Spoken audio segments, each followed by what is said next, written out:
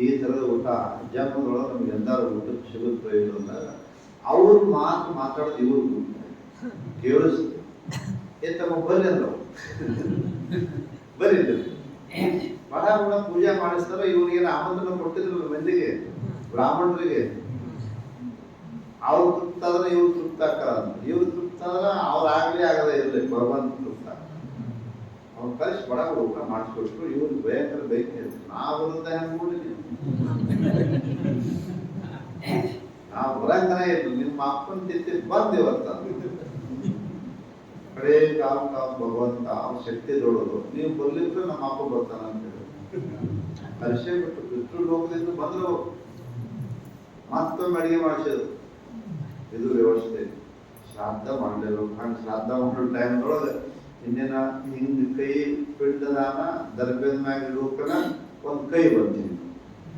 ಗೋಮ್ಯಾಗಿಂದ ಒಂದು ಕೈ ಬಂತು ಕೊಡು ನನಗೆ ಕೊಡು ಅಂತ ಅವಾಗ ಆ ಕೈ ಗುರ್ತೈತಿ ಇದು ನಾವು ಅಪ್ಪಂದು ಅನ್ನೋದು ನೋಡ್ರಂಗಿಲ್ಲ ನಾವು ಇದು ನಮ್ಮ ಅಪ್ಪಂದು ಅಂತೇಳಿ ಗುರ್ತಾಕೈತಿ ಇದು ಕೈ ನಂದು ಇದು ನಮ್ಮ ಅಪ್ಪನ ಕೈ ಅನ್ನೋದು ಎತ್ತಿ ಆಡ್ಸಿದ ಕೈ ಇದು ನಮ್ಮ ಅಪ್ಪನ ಕೈ ಅನ್ನೋದು ಗುರ್ತಾಯ್ತು ಆವಾಗ ಅವ ವಿಚಾರ ಮಾಡಿದ ಏನು ಕೈಯಾಗಿ ಇಡಬೇಕು ದರ್ಬೇದ ಮ್ಯಾಗ ಇಡಬೇಕು ಕೈಯಾಗಿ ಇಡಬೇಕು ದರ್ಬೇದ ಮ್ಯಾಗ ಇಡಬೇಕು ಇದು ಸ್ವಲ್ಪ ವಿಚಾರ ಮಾಡಿ ಶಾಸ್ತ್ರ ಗುರ್ತಾಯ್ತು ಕೈಯಾಗಿ ಇಡಬಾರ್ದು ಏನ ಪಿಂಡದಾನ ಏನ್ ಇಡಬೇಕು ದರ್ಬೇದ ಮ್ಯಾಗ ಇಡ್ತಾನೆ ಶಾಸ್ತ್ರ ನಿಷ್ಠೆ ಅಂತ ಕರೀತಾರೆ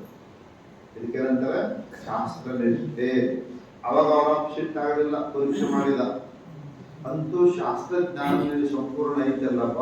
ಅಂತೇಳಿ ಎದ್ದು ಆಶೀರ್ವಾದ ಮಾಡಿದ ನೀನು ಒಂದು ವರ ಕೊಡ್ತೇನೆ ನಿನಗೆ ಎಲ್ಲಿ ತನಕ ಇರಬೇಕು ಅನಿಸ್ತೈತಿ ಇರು ನಾನು ಸಾಕಪ್ಪ ಅಂದಾಗ ಈ ಭೂಮಿ ಬಿಟ್ಕೋಬಂದ್ರೆ ಇಚ್ಛಾಮನೆ ಪಟ್ಟ ಅವ್ರ ಆಶೀರ್ವಾದ ದೇವ್ರದಲ್ಲದು ಯಾರು ತಂದೆಯ ಆಶೀರ್ವಾದ ತಸ್ಮಾ ಶಾಸ್ತ್ರಂ ಪ್ರಮಾಣಂತೆ ಕಾರ್ಯ ವ್ಯವಸ್ಥಿತವು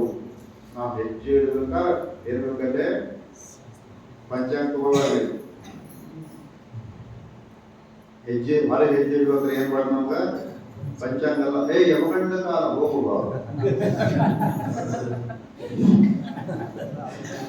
ರಾಹುಕಾಲ ಹೋಗಬಾರ್ದು ಪಶ್ಚಿಮ ದಿಕ್ಕಿಗೆ ಶನಿವಾರ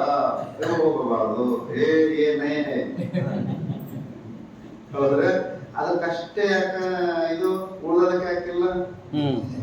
ಅದಕ್ಕಾದ್ರೂ ಹೋಗ್ತದೆ ಅದಕ್ಕಾದ್ರೂ ಹೋಗ್ತೀವಿ ಇದಕ್ಕೆ ಮಾತ್ರ ಪಂಚಾಂಗ ಬಹಳ ಸೂಕ್ಷ್ಮ ರೀ ನಮ್ಮ ಜೀವನದೊಳಗೆ ಎಷ್ಟೊಂದು ನಾವು ಕೆಳಗಿಳಿತೀವಿ ಶಾಸ್ತ್ರ ವ್ಯವಸ್ಥೆ ಮಾಡ್ಕೊಂತ ನಮ್ಮ ಜೀವನ ಏನಾಗುತ್ತೆ ಉದ್ಧಾರ ಆಗುತ್ತೆ ಅದರಿಂದ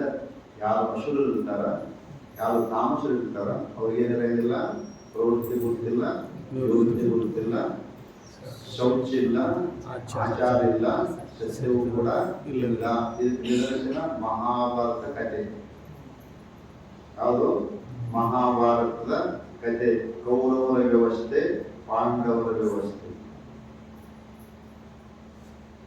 ಎಲ್ಲ ಹಾಳಾಗೋಯ್ತು ಇಷ್ಟು ಏನಾಯ್ತು ಎಲ್ಲ ಜೀವನನೇ ಹಾಳು ಮಾಡ್ಕೊಂಡು ಯಾರು ಕೌರವರು ಯುಧಿಷ್ಠಿರನ ನೀತಿ ದುರ್ಯೋಧನನ ಅನೀತಿ ಗೊತ್ತಾಗುತ್ತೆ ಯುಧಿಷ್ಠಿರನ ನೀತಿ ಧರ್ಮ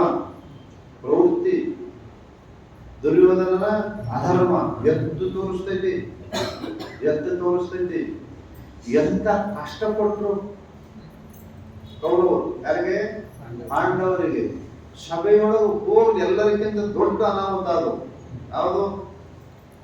ಮಾನವಂಗ ಪ್ರಯತ್ನ ಮಾಡಿದ್ದಲ್ಲ ಹೆಣ್ಣು ಮಗಳನ್ನು ಅದು ಅಣ್ಣನ ಹೆಂಡತಿ ಸಾಮಾನ್ಯ ಅಲ್ಲ ಎಲ್ಲರ ಬಂದ ಕೆಲಕ್ಕೆ ಯಜ್ಞಶೀಲಿ ಮಹಾರಾಣಿ ಅಂತಕ್ಕಂತಂದ್ರು ನೋಡು ಎಷ್ಟೊಂದು ದ್ವೇಷ ಇಷ್ಟು ಸಂಪತ್ತು ತಗೊಂಡು ಅದು ಹೋಗ್ಲಿ ಇಲ್ಲಿ ಮಾಡಿದ್ರಲ್ಲ ಎಷ್ಟು ವಿಷ ಹಾಕಿದ್ರು ಅವ್ರಿಗೆ ಎಷ್ಟು ಮೋಸ ಮಾಡಿದ್ರು ಅದಕ್ಕೆ ಹೊಗಳಿ ಆಡುವಾಗ ಅವಾಗ ಅಟ್ಟಿ ಬಿಟ್ರು ಒಮ್ಮೆ ಹೋಗ ಮತ್ತೊಮ್ಮೆ ಆಡಿಸಿದ್ರು ಮತ್ತೊಮ್ಮೆ ದ್ರೌಪದಿಯ ಒಂದು ಪ್ರಭಾವದಿಂದ ಬಂದ ಮುಕ್ತರಾದರು ಯಾರು ಪಾಂಡವರು ಮತ್ತೊಂದು ಕರೆಸಿದ್ರು ನೋಡಿ ಎಲ್ಲ ಎರಡನೇ ಸರಿ ಮತ್ತೊಮ್ಮೆ ಅವ್ರಿಗೆ ಪ್ರತಿಜ್ಞೆ ಆಯ್ತು. ಅವಾಗ ಏನು ಹೆಚ್ಚಾಗಿದ್ರೆ ಕೆಳಗಿದ್ರು ಒಂದೇ ಏನು 12 ವರ್ಷ ವನವಾಸ, 1 ವರ್ಷ ಅಜ್ಞಾನ. ಮೊದಲ ಇದು ಆಯ್ತು, ಹೆಂಡತಿ ಹೆಚ್ಚಿದ, ಅವ್ರು ಹೆಚ್ಚಿದ್ದಿ, ತಮ್ಮನ ಹೆಚ್ಚಿನಂತ ಆಗ್ತಿದ್ದಾರೆ. ಈಗೇನಿಲ್ಲ, ಒಂದೇ ಹೌದು. ಇಷ್ಟೆಲ್ಲ ಪಟ್ಟಂತ ಕಷ್ಟಪಟ್ಟಂತ ಸಮಯದೊಳಗೆ ಅವ್ರಿಗೆ ಕಷ್ಟ ಕಾಲದೊಳಗೆ ಇದ್ದಾಗ ಯಾರು ಪಾಂಡವರು ಅವ್ರ ಮುಂದೆ ಇವರು ಖುಷಿ ಪಡೆಯಕ್ಕೆ ಹೋಗಿದ್ರು. ನೋಡಿ ನಮ್ಮ ಐಶ್ವರ್ಯ ನೋಡಿ ಹೊಟ್ಟೆ ಕಿಚ್ಚು ಹೊಟ್ಟೆ ಊರಿಗೆ